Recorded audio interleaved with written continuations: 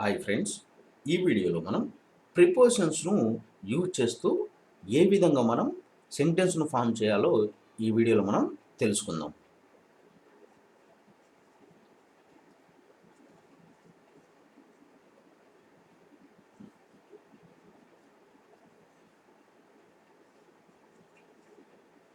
Prepositions prepositions అంటే విభక్తులు లేక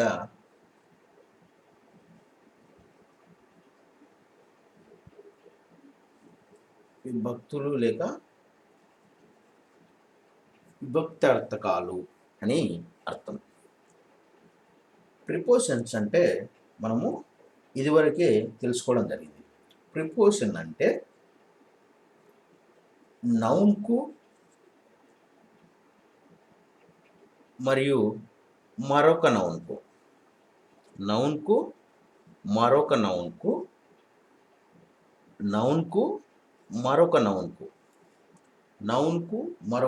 గల సంబంధాన్ని తెలిపే పదం, లేదా నౌన్కు అడ్జెక్టివ్కు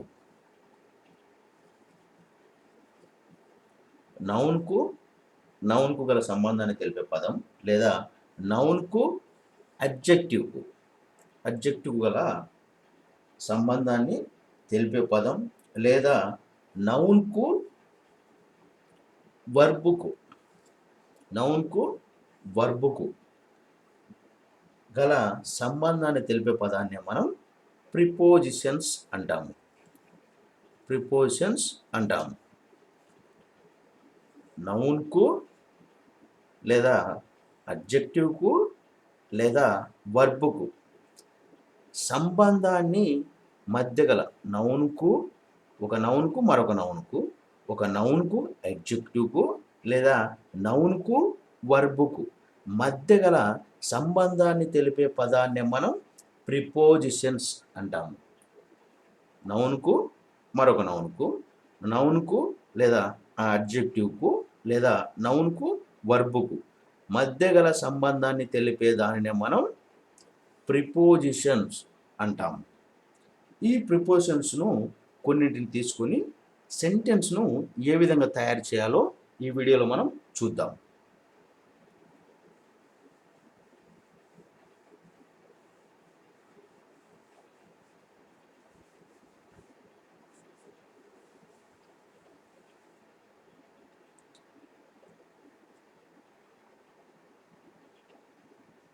అక్రాస్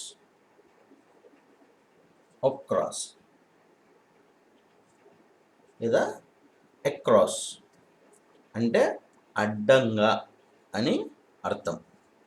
అక్రాస్ అంటే అడ్డంగా అని అర్థం. అక్రాస్ను ఉపయోగిస్తూ ఇప్పుడు ముందుగా తెలుగులో చెప్పుకొని, చాలామంది విద్యార్థులు అడుగుతున్నారు కాబట్టి ముందుగా తెలుగులో చెప్పి తర్వాత ఇంగ్లీష్లో చూద్దాం. ఒక ఎగ్జాంపుల్ తీసుకుంటే,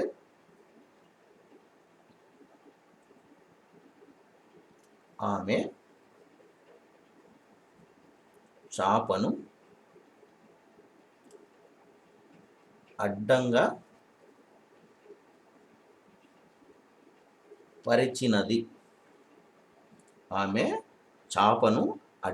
పరిచినది. ఈ సెంటెన్స్ను ఏ విధంగా చెప్పాలి అంటే, she spread the mat across the floor. ఆమె చాపను అడ్డంగా పరిచినది అంటే she spread the mat across the floor. Across అనే ప్రిపోజిషన్ను ఈ విధంగా ఉపయోగిస్తాం. ఇంకొక ఎగ్జాంపుల్ తీసుకున్నట్లయితే, అక్రాస్ మీదనే కుక్క రోడ్డుకు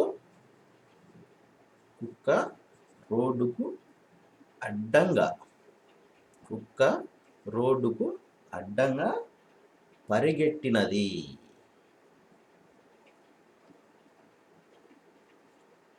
కుక్క రోడ్డుకు అడ్డంగా పరిగెట్టినది. దీనిని ఏ విధంగా చెప్పాలి అంటే the dog ran run. The dog ran across the road.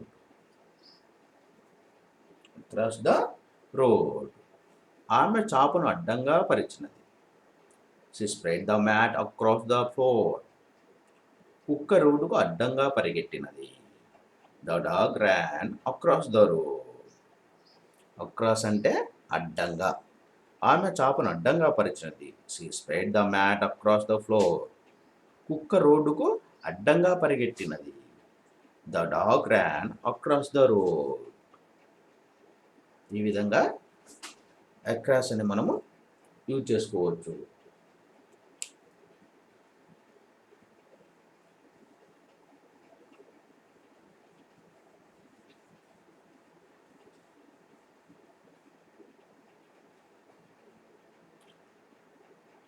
Next above.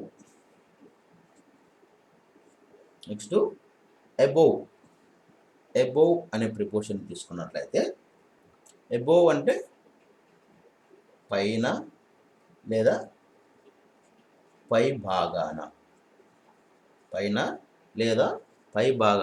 అని అర్థం. అబోవ్ అనే ప్రిపోజిషన్ను తీసుకుంటున్నాం. అబోవ్ అంటే పైన లేదా పై భాగాన అని అర్థం. అబోవ్ను ఉపయోగిస్తూ ఇప్పుడు కొన్ని ఎగ్జాంపుల్స్ చూద్దాం.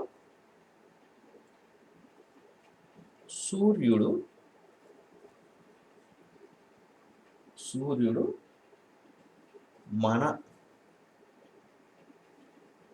మన తలల మీద ఉన్నాడు. సూర్యుడు మన తలల మీద ఉన్నాడు. దీనిని ఇంగ్లీష్లో ఏ విధంగా చెప్పాలి అంటే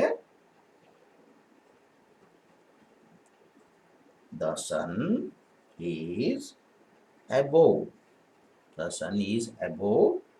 our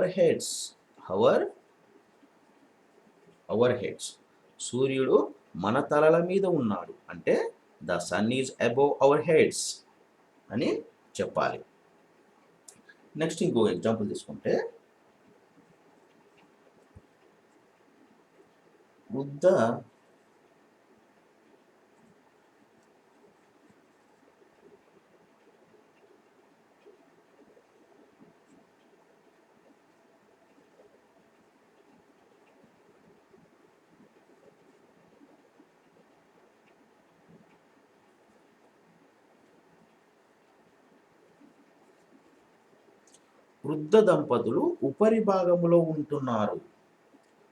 దంపతులు ఉపరి భాగంలో ఉంటున్నారు. దీనిని ఏ విధంగా చెప్పాలి అంటే అబోవ్ను యూజ్ చేస్తూ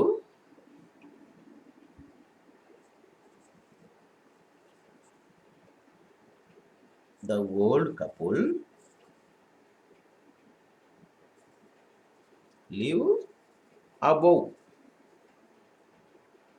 old couple live above. Above అనే ప్రిపోజిషన్ తీసుకోవడం జరిగింది. అబోవ్ అంటే పైన పై భాగాన అని అర్థం. ఎగ్జాంపుల్ తీసుకున్నట్లయితే సూర్యుడు మన తలల మీద ఉన్నాడు. దీన్ని ఏ విధంగా చెప్పాలి అంటే the sun is above our heads. Next example తీసుకున్నట్లయితే వృద్ధ దంపతులు ఉపరి భాగంలో ఉంటున్నారు అంటే దీనిని ఏ విధంగా చెప్పాలి అంటే the old couple live above అని చెప్పాలి. ఈ విధంగా మీరు మరికొన్ని ఎగ్జాంపుల్స్ ప్రాక్టీస్ చేయండి.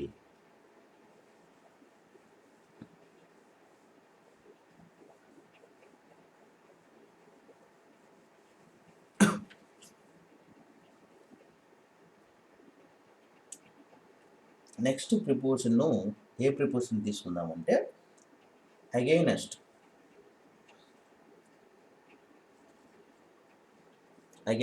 అంటే ప్రతికూలంగా అని అర్థం. అగైనెస్ట్ అంటే ప్రతికూలంగా అని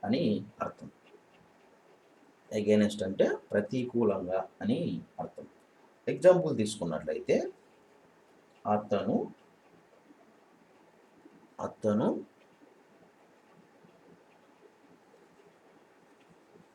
అతను నాకు ప్రతికూలంగా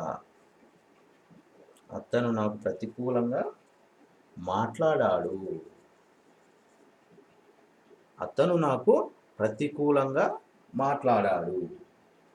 దీనిని ఏ విధంగా చెప్పాలి అంటే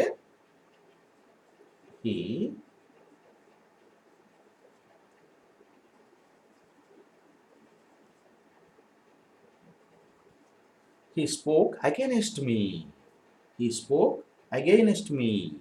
అంటే అతను నాకు ప్రతికూలంగా మాట్లాడాడు. అంటే he spoke against me అని చెప్పాలి.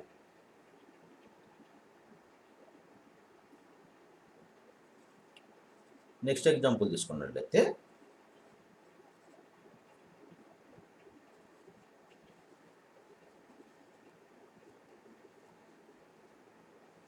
నిబంధనలకు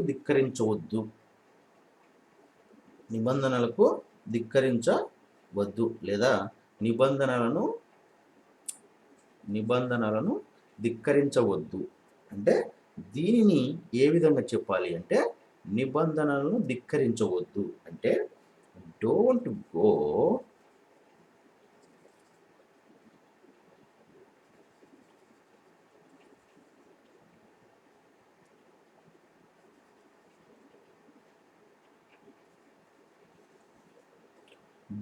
against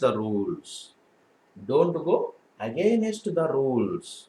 నిబంధనలను ధిక్కరించవద్దు అంటే డోంట్ గో అగైనెస్ట్ అంటే నిబంధనలకు వ్యతిరేకంగా వెళ్ళొద్దు అని అర్థం. అగైనెస్ట్ అంటే ప్రతికూలంగా అని అర్థం. అతను నాకు ప్రతికూలంగా మాట్లాడాడు. He spoke against me. నిబంధనలను ధిక్కరించొద్దు. Don't go against the rules. ఈ విధంగా మనం అగైనెస్ట్ను ఉపయోగిస్తూ సెంటెన్స్ ఫామ్ చేసుకోవచ్చు.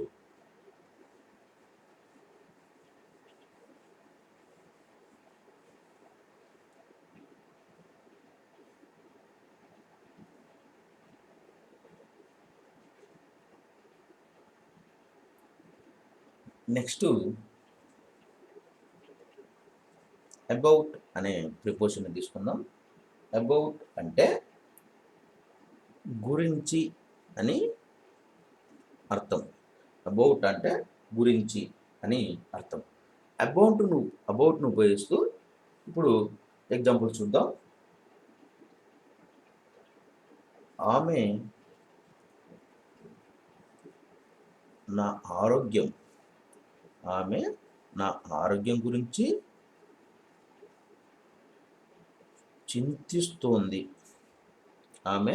నా ఆరోగ్యం గురించి చింతిస్తోంది. దీనిని ఏ విధంగా ఇంగ్లీష్లో చెప్పాలి అంటే ఆమె she is worried about my health. She is worried about my health.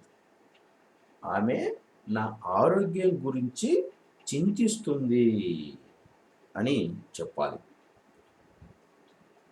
Next example తీసుకుంటే నాకు అతని గురించి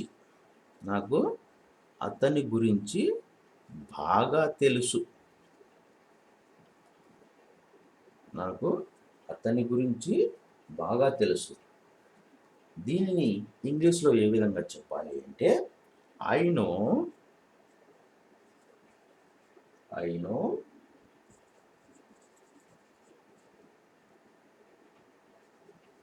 I know pretty well about him.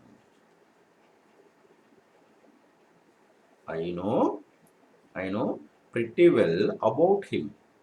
ఆమె నా గురించి చింతిస్తుంది. She is worried about my health. నాకు అతని గురించి బాగా తెలుసు. I know pretty well about him. అబౌట్ను ఉపయోగిస్తూ మనం ఈ విధంగా సెంటెన్స్ను ఫామ్ చేసుకోవచ్చు.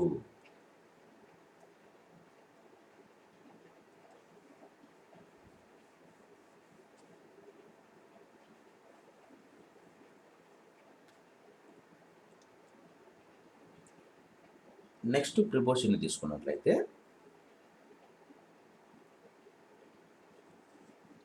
ఎట్. ఎట్ అంటే వద్ద. ఎట్ అంటే వద్ద. ఎట్ అంటే వద్ద అని అర్థం. ఎగ్జాంపుల్ తీసుకున్నట్లయితే Bantrothu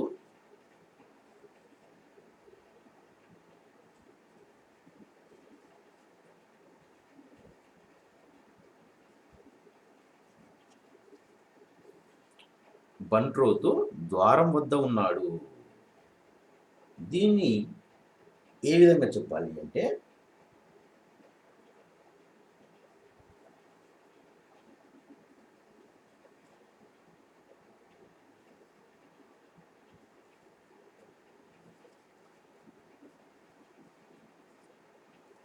the peon is at the door. The peon is at the door. Next example తీసుకున్నట్లయితే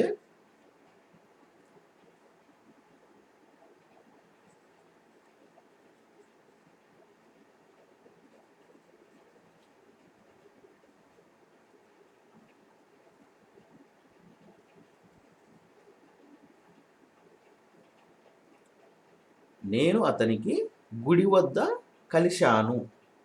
నేను అతనికి గుడి వద్ద కలిశాను. దీనిని ఏ విధంగా చెప్పాలి అంటే I met him met him at the temple. I met him at the temple. I met him at the temple. Bantrothu ద్వారం వద్ద ఉన్నాడు. The peon is at the door. నేను అతనికి గుడి వద్ద కలిశాను. I met him at the temple. ఈ విధంగా మనం అట్ను ఉపయోగిస్తూ చెప్పుకోవచ్చు.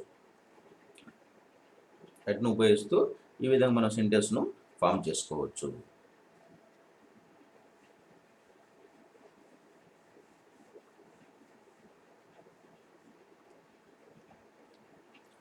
నెక్స్ట్ ప్రిపోజిషన్ తీసుకున్నట్లయితే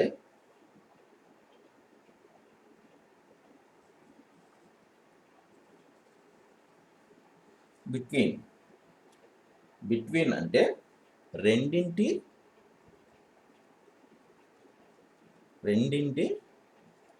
మధ్య.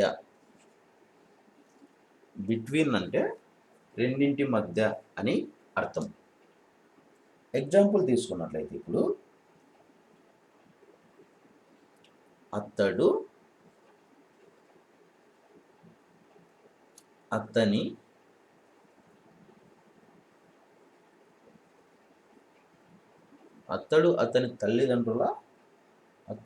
తల్లిదండ్రుల మధ్యలో కూర్చొని ఉన్నాడు. అతడు అతని తల్లిదండ్రుల మధ్యలో కూర్చొని ఉన్నాడు. దీనిని ఏ విధంగా ఇంగ్లీష్లో చెప్పాలి అంటే he is sitting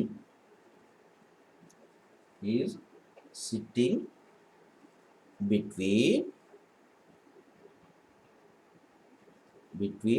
his father and mother. అతడు అతని తల్లిదండ్రుల మధ్యలో కూర్చొని ఉన్నాడు. He is sitting between his father and mother. అతడు అతని తల్లిదండ్రుల మధ్యలో కూర్చొని ఉన్నాడు. He is sitting between his father and mother అని చెప్పాలి. నెక్స్ట్ ఎగ్జాంపుల్ తీసుకున్నట్లయితే ఆ రెండు నగరాల మధ్యలో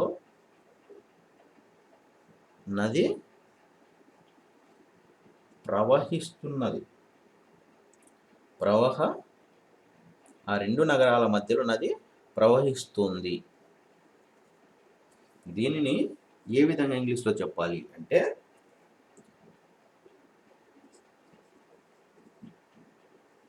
there is a river between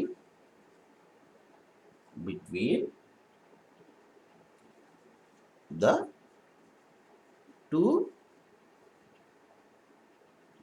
cities.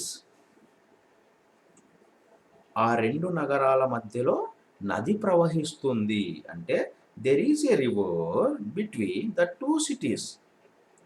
Between ఉపయోగిస్తే ఏ విధంగా చెప్పాలి అంటే బిట్వీన్ అంటే రెండింటి మధ్య అని అర్థం. ఎగ్జాంపుల్ తీసుకున్నట్లయితే అతడు అతని తల్లిదండ్రుల మధ్యలో కూర్చొని ఉన్నాడు. దీనిని ఇంగ్లీష్లో ఏ విధంగా చెప్పాలి అంటే he is sitting between his father and mother అని చెప్పాలి. ఆ రెండు నగరాల మధ్యలో నది ప్రవహిస్తోంది. దీనిని ఏ విధంగా చెప్పాలి అంటే there is a river between the two cities అని చెప్పాలి. ఈ విధంగా మనం బిట్వీన్ ఉపయోగిస్తూ ఎగ్జాంపుల్స్ తయారు చేసుకోవచ్చు.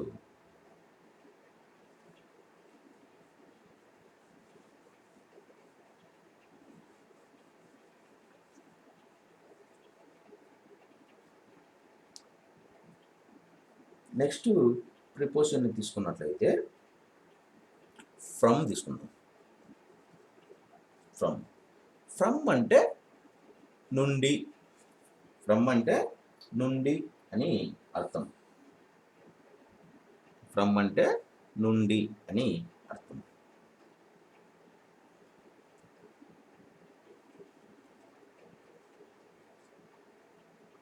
Manvik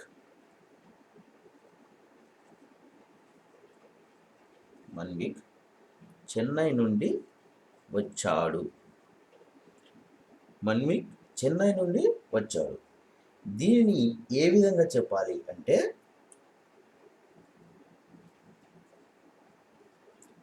Manvik came from Chennai. మన్విక్ చెన్నై నుండి వచ్చాడు అంటే మన్విక్ కేమ్ ఫ్రమ్ చెన్నై అని చెప్పాలి. నెక్స్ట్ ఎగ్జాంపుల్ తీసుకున్నట్లయితే అతనికి ఇప్పుడు ఏ చింత లేదు అంటే అతనికి ఇప్పుడు ఎలాంటి చింత లేదు అని అర్థం. దీనిని ఏ విధంగా ఇంగ్లీష్లో చెప్పాలి అంటే he is free from worry. He is free from worry అంటే అతనికి ఎలాంటి చింత లేదు అని అర్థం. ఫ్రమ్ను ఉపయోగిస్తూ ఈ విధంగా మనం ఎగ్జాంపుల్స్ తయారు చేసుకోవచ్చు. మన్విక్ చెన్నై నుండి వచ్చాడు. దీన్ని ఇంగ్లీష్లో ఏ విధంగా చెప్పాలి అంటే మన్విక్ కేమ్ ఫ్రమ్ చెన్నై. అతనికి ఇప్పుడు ఏ చింత లేదు అంటే he is free from worry. ఈ విధంగా మనం ఫ్రమ్ను యూజ్ చేస్తూ సెంటెన్స్ను తయారు చేసుకోవచ్చు.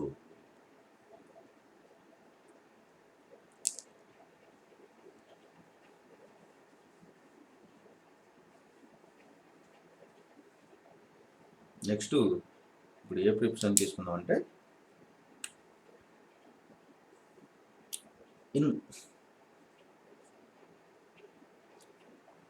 ఇన్ అంటే లోపల లేదా ఇందు అందు అని చెప్పుకోవచ్చు. లోపల ఇందు అందు అలా చెప్పుకోవచ్చు. ఇన్ అంటే లోపల అని చెప్పుకోవచ్చు. మనం ఇన్ను ఉపయోగిస్తూ మనం ఇప్పుడు ఎగ్జాంపుల్స్ చూద్దాం. కూరగాయలు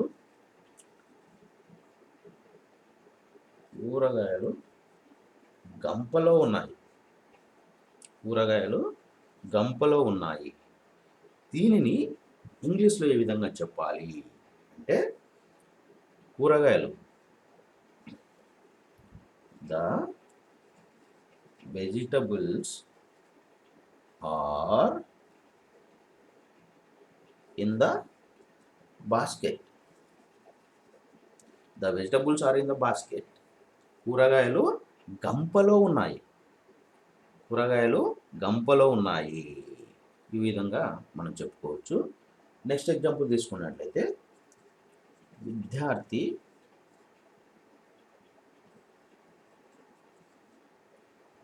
తరగతి గదిలో ఉన్నాడు.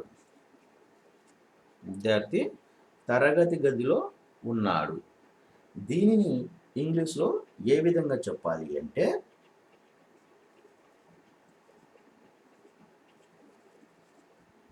The student is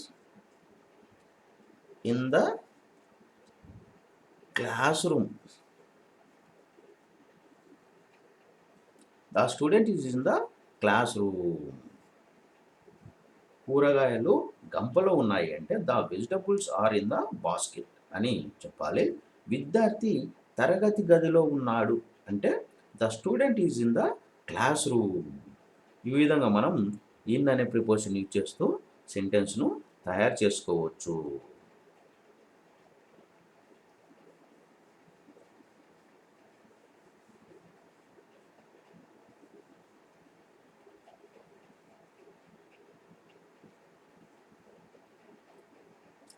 next preposition తీసుకున్నట్లయితే ఇంటూ.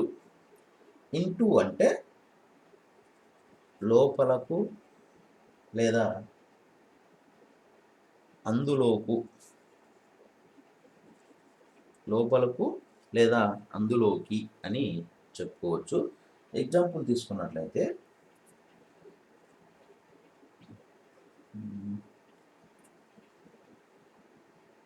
ఉపాధ్యాయుడు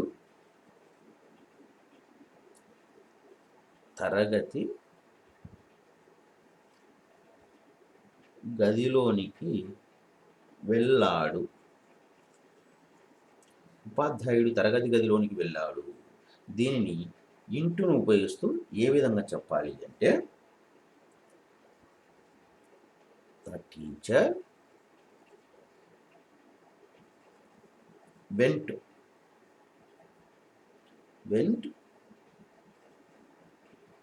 into the classroom. The teacher went into the classroom. The teacher went into the classroom. ఉపాధ్యాయుడు తరగతి గదిలోనికి వెళ్ళాడు అంటే the teacher went into the class room అని చెప్పాలి.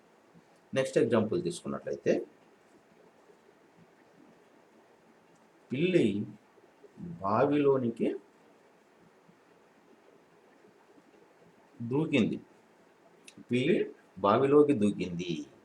దీన్ని ఏ విధంగా ఇంగ్లీష్లో చెప్పాలి అంటే the cat jumped. The cat jumped. The cat jumped into the well. The cat jumped into the well అంటే పిల్లి బావిలోకి దూకింది అని అర్థం. ఇంటును ఉపయోగిస్తూ ఈ విధంగా మనం సెంటెన్స్ తయారు చేసుకోవచ్చు. ఉపాధ్యాయుడు తరగతి గదిలోనికి వెళ్ళాడు. The teacher went into the class room. పిల్లి బావిలోనికి దూకింది. The cat jumped into the well అని ఈ విధంగా మనం ఇంటును యూజ్ చేస్తూ ఎగ్జాంపుల్స్ను తయారు చేసుకోవచ్చు.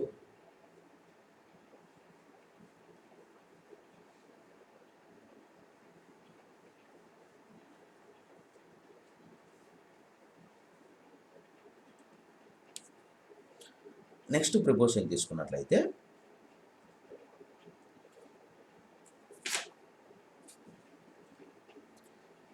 ఇన్సైడ్. ఇన్సైడ్ అంటే లోపల. ఇన్సైడ్ అంటే లోపల అని అర్థం. ఇన్సైడ్ అనే ప్రిపోజిషన్ యూజ్ చేస్తూ మనం ఇప్పుడు కొన్ని ఎగ్జాంపుల్ చూద్దాం. బాలుడు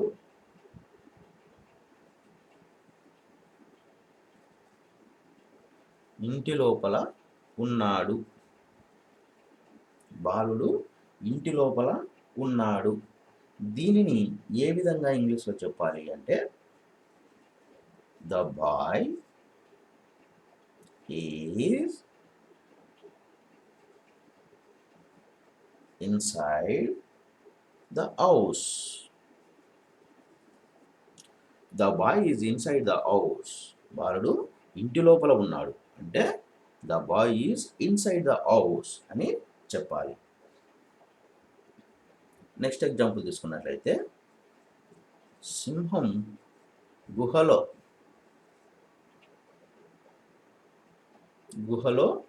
ఉంది. దీనిని ఏ విధంగా చెప్పాలి అంటే the lion is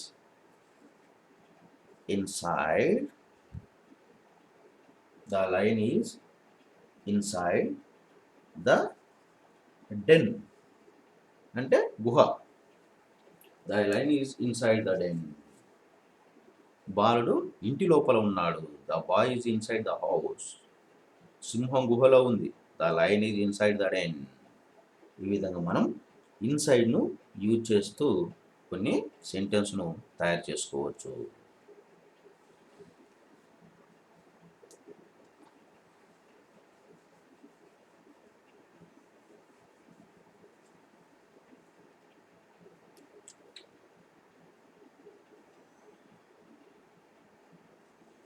next near అనే ప్రిపోజిషన్ను ఉపయోగిస్తూ మనం ఏ విధంగా సెంటెన్స్ చేయాలో చూద్దాం. ముందుగా నియర్ అంటే దగ్గర, వద్ద, సమీపంలో ఇలా చెప్పుకోవచ్చు. నియర్ అంటే దగ్గర, వద్ద, సమీపంలో ఇలా చెప్పుకోవచ్చు. ఎగ్జాంపుల్ తీసుకున్నట్లయితే ఆవు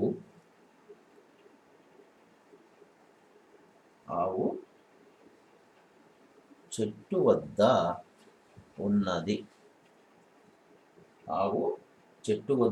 ఉన్నది. దీన్ని ఏ విధంగా ఇంగ్లీష్లో చెప్పాలి అంటే the cow is near the tree. The cow is near the tree. ఆవు చెట్టు వద్ద ఉన్నది అంటే the cow is near the tree అని చెప్పాలి. నెక్స్ట్ ఎగ్జాంపుల్ తీసుకున్నట్లయితే కాపలాదారుడు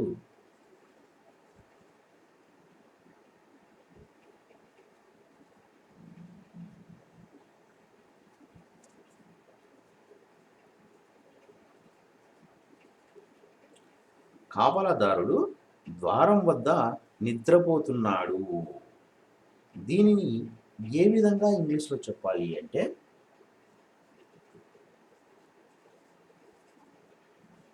the watchman is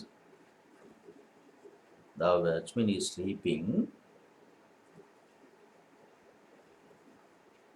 near the door. The watchman is sleeping near the door. ఆవు చెట్టు వద్ద ఉన్నది. The cow is near the tree. కాపలాదారుడు ద్వారం వద్ద నిద్రపోతున్నాడు.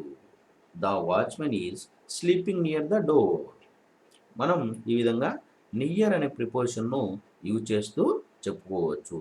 నియర్ అంటే దగ్గర, వద్ద, సమీపంలో అని అర్థం. నియర్ను యూజ్ చేస్తూ ఎగ్జాంపుల్స్ ఆవు చెట్టు వద్ద ఉన్నది. The cow is near the tree. కాపలాదారుడు ద్వారం వద్ద నిద్రపోతున్నాడు. The watchman is sleeping near the door. ఈ విధంగా మనం నియర్ అనే ప్రిపోజిషన్ గురించి ఎగ్జాంపుల్స్ తయారు చేసుకోవచ్చు.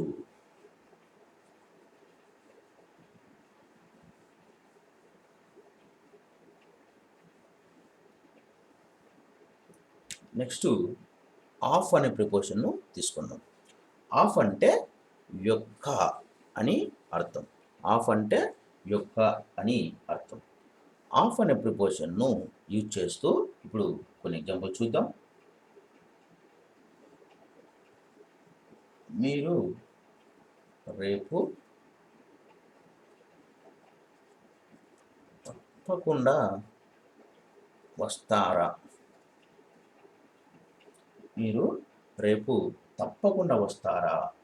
దీనిని ఆఫ్ అనే ప్రిపోజిషన్ ఉపయోగిస్తూ ఏ విధంగా చెప్పాలో చూద్దాం ఇప్పుడు.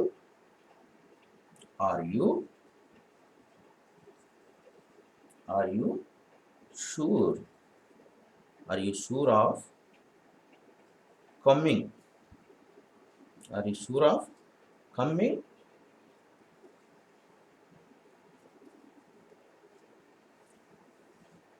మీరు రేపు తప్పకుండా వస్తారా అంటే are you sure of coming tomorrow అని చెప్పాలి. నెక్స్ట్ ఎగ్జాంపుల్ తీసుకున్నట్లయితే,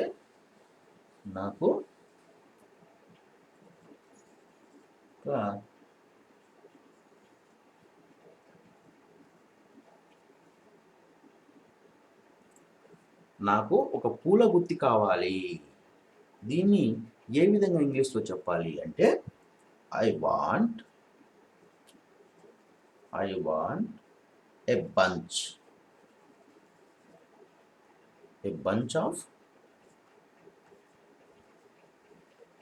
బంచ్ ఆఫ్ ఫ్లవర్స్. నాకు ఒక పూల గుత్తి కావాలి అంటే I want a bunch of flowers. ఈ విధంగా చెప్పాలి. ఆఫ్ అంటే యొక్క అని అర్థం. ఆఫ్ను ఉపయోగిస్తూ ఎగ్జాంపుల్స్ చూస్తున్నట్లయితే, మీరు రేపు తప్పకుండా వస్తారా? దీన్ని ఏ విధంగా చెప్పాలి అంటే are you sure of coming tomorrow అని చెప్పాలి. నాకు ఒక పూల గుత్తి కావాలి. I want a bunch of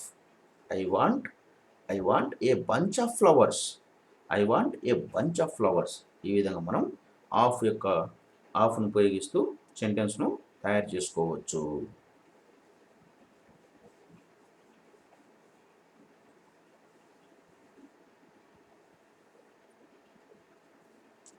next of అంటే లేకుండా. లేదా విడిచి లేదా కిందకు అని చెప్పుకోవచ్చు. లేకుండా, విడిచి లేదా కిందకు అని చెప్పుకోవచ్చు. ఆఫ్ అంటే లేకుండా లేదా విడిచి లేకుంటే కిందకు అనే మీనింగ్లో మనం ఆఫ్ను ఉపయోగిస్తాము.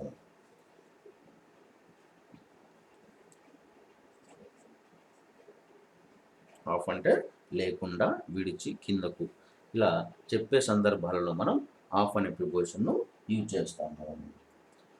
ఎగ్జాంపుల్ తీసుకున్నట్లయితే, అతడు తన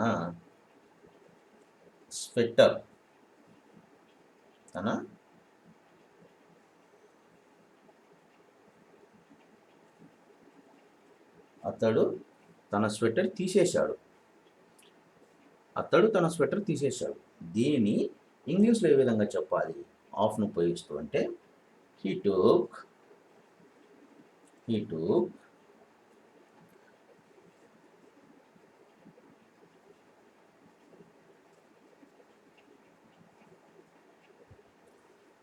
off his sweater. అతడు తన స్వెటర్ తీసేశాడు. he took off his sweater అని చెప్పాలి. దీపం ఆర్పు. దీన్ని ఏ విధంగా చెప్పాలంటే ఆఫ్ అనే ప్రిపోజిషన్ ఉపయోగిస్తూ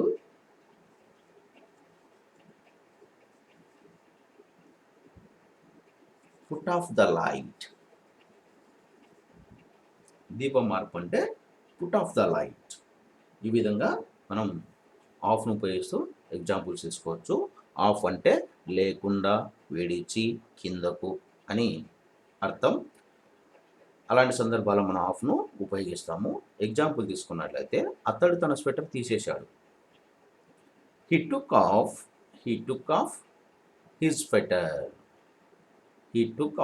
his sweater. దీపం ఆర్పు పుట్ ఆఫ్ ద లైట్. ఈ విధంగా మనం ఆఫ్ను ఉపయోగిస్తూ సెంటెన్స్ను ఫామ్ చేసుకోవచ్చు.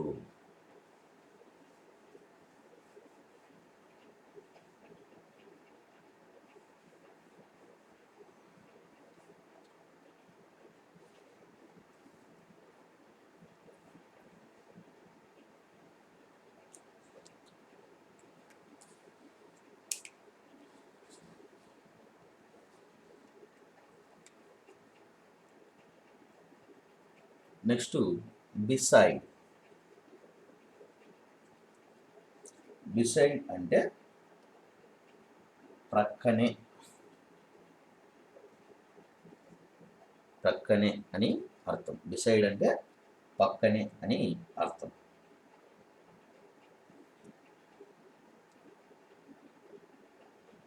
ఎగ్జాంపుల్ తీసుకున్నట్లయితే రాజు ప్రక్కన రాణి కూర్చుంది, కూర్చుని ఉంది. రాజు పక్కన రాణి కూర్చుని ఉంది. దీన్ని ఏ విధంగా చెప్పాలి అంటే Rani is sitting, Rani is sitting beside Raju. Beside అంటే పక్కన, ప్రక్కనే అని అర్థము. రాజు పక్కనే రాణి కూర్చొని ఉంది. రాణి ఈజ్ సిట్టింగ్ బిసైడ్ రాజు, రాజు పక్కనే రాణి కూర్చొని ఉంది. నెక్స్ట్ ఎగ్జాంపుల్ తీసుకున్నట్లయితే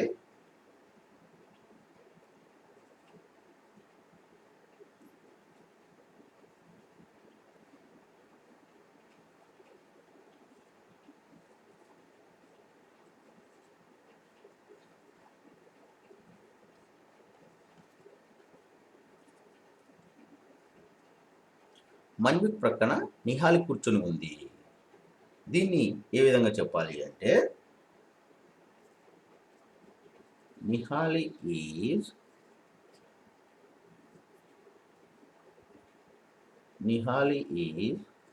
సిట్టింగ్ బిసైడ్ మన్విక్.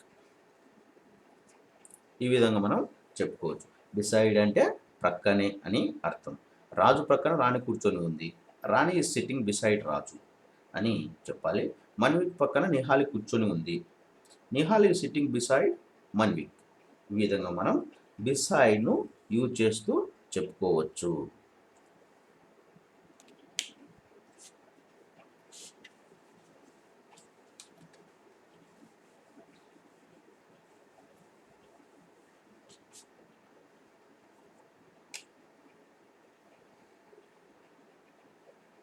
నెక్స్ట్ ఇప్పుడు బిసైడ్ గురించి చెప్తున్నావా.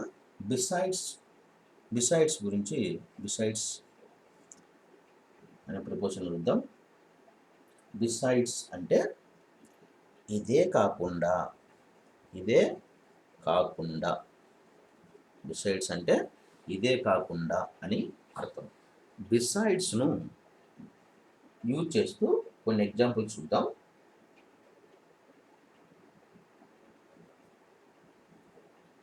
మన్విక్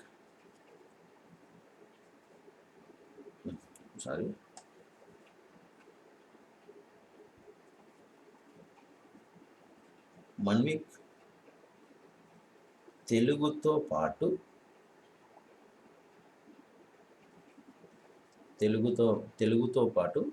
ఇంగ్లీష్ కూడా మాట్లాడతాడు. మన్విక్ తెలుగుతో పాటు ఇంగ్లీష్ కూడా మాట్లాడతాడు. దీన్ని ఏ విధంగా ఇంగ్లీష్లో చెప్పాలి అంటే మన్విక్ స్పీక్స్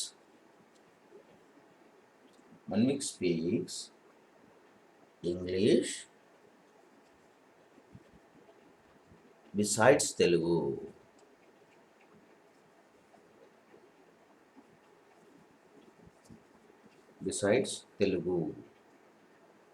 మన్విక్ తెలుగుతో పాటు ఇంగ్లీష్ కూడా మాట్లాడతాడు. Manvik speaks English besides Telugu. ఈ విధంగా మనం బిసైడ్స్ యూజ్ చేస్తూ చెప్పుకోవచ్చు. ఇక నేను మన్విక్ పెట్టాను, మీరు ఏదైనా పెట్టుకుని కూడా ఇంకా 2-3 ఎగ్జాంపుల్స్ పేర్లు ఏదైనా చేంజ్ చేసుకొని రాసుకోవచ్చు. ఈ విధంగా మనం బిసైడ్స్ని యూజ్ చేస్తూ సెంటెన్స్ను చాలా తయారు చేసుకోవచ్చు. సపోజ్ ఇక్కడ రాజు అనుకోండి. రాజు తెలుగుతో పాటు ఇంగ్లీష్ కూడా మాట్లాడతాడు. రాజు స్పీక్స్ ఇంగ్లీష్ బిసైడ్స్ తెలుగు. లేకుంటే ఏదో మోహన్ లేకుంటే రాహుల్ ఇట్లా పెట్టుకోండి. Rahul speaks English besides Telugu. Rahul తెలుగుతో పాటు ఇంగ్లీష్ కూడా మాట్లాడతాడు. ఇలా బిసైడ్స్ అనే ప్రిపోజిషన్ను యూజ్ చేస్తూ మనం చాలా సెంటెన్స్ను తయారు చేసుకోవచ్చు.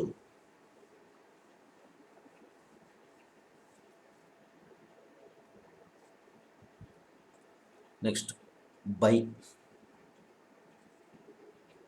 బై అంటే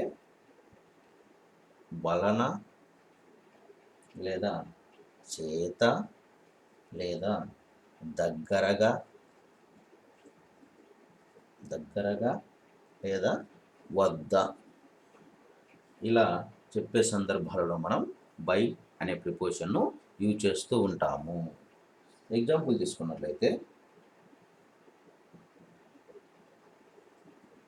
మనం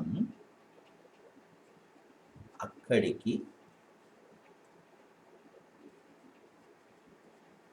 బస్సులో వెళ్ళాలి. మనం అక్కడికి బస్సులో వెళ్ళాలి. దీన్ని బై అనే ప్రిపోజిషన్ యూజ్ చేస్తూ ఇంగ్లీష్లో ఏ విధంగా చెప్పాలి అంటే we must go there.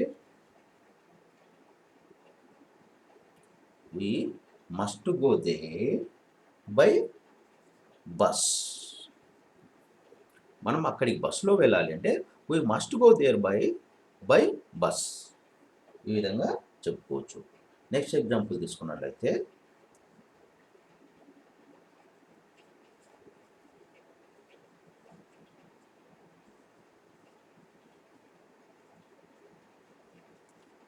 ఎలుక పిల్లి చేత తరుమబడింది. ఎలుక పిల్లి చేత తరుమబడింది. దీనిని బై అనే ప్రిపోజిషన్ యూజ్ చేస్తూ ఏ విధంగా చెప్పాలి అంటే the rat was chased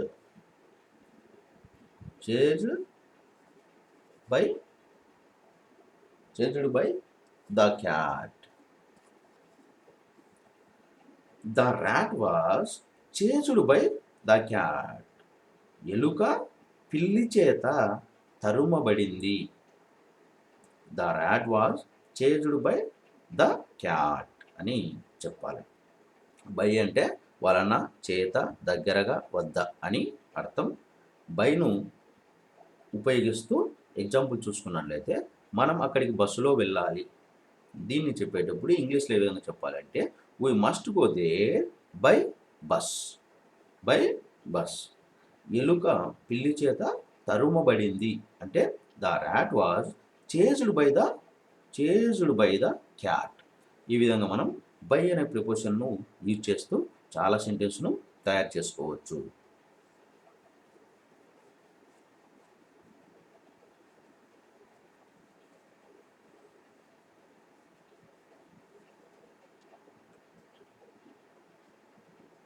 next for అంటే కొరకు అని అర్థం. కొరకు అనుకుంటాం, లేకుంటే గురించి అని కూడా చెప్పొచ్చు. ఫర్ అంటే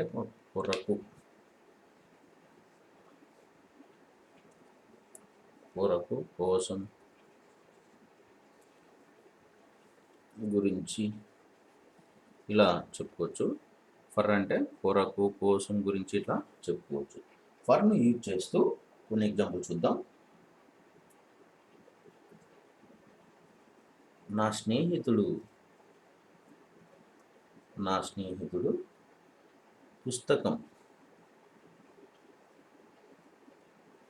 పుస్తకం కొరకు వచ్చాడు. నా స్నేహితుడు పుస్తకం కొరకు వచ్చాడు. దీన్ని ఇంగ్లీష్లో ఏ విధంగా చెప్పాలి అంటే మై ఫ్రెండ్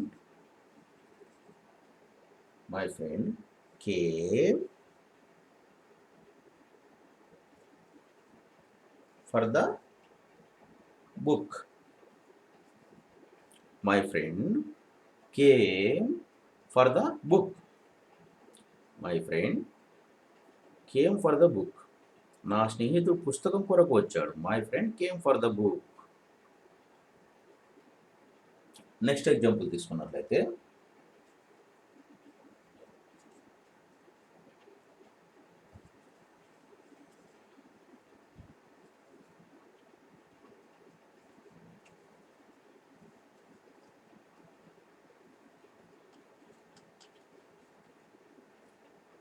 ఉద్యోగం కొరకు దరఖాస్తు పెట్టుకో. దీన్ని ఫర్ను ఉపయోగిస్తూ ఏ విధంగా ఇంగ్లీష్‌లో చెప్పాలి అంటే apply apply for the job. Apply for the job. For అంటే కొరకు, కోసం, గురించి ఇలాంటి సందర్భాలలో మనం ఉపయోగిస్తూ ఉంటాము. ఎగ్జాంపుల్ తీసుకున్నట్లయితే నా స్నేహితుడు పుస్తకం కొరకు వచ్చాడు. దీన్ని ఫర్ అనే ప్రిపోజిషన్ ఉపయోగిస్తూ ఏ విధంగా చెప్పాలి అంటే my friend came for the book. My friend came for the book. ఉద్యోగం కొరకు దరఖాస్తు పెట్టుకో. దీన్ని ఏ విధంగా చెప్పాలి అంటే apply for the job. Apply for the job. ఈ విధంగా మనం ఫర్ అనే ప్రిపోజిషన్స్ను యూజ్ చేస్తూ చాలా సెంటెన్స్ తయారు చేసుకోవచ్చు. నేను ఇప్పటికే చాలా ప్రిపోజిషన్స్ని యూజ్ చేస్తూ మన సెంటెన్స్ను ఏ విధంగా తయారు చేసుకోవాలో తెలుసుకున్నాము. అలాగే మీరు ఒక్కో దాన్ని నేను రెండు ఎగ్జాంపుల్సే మీకు చెప్పడం జరిగింది.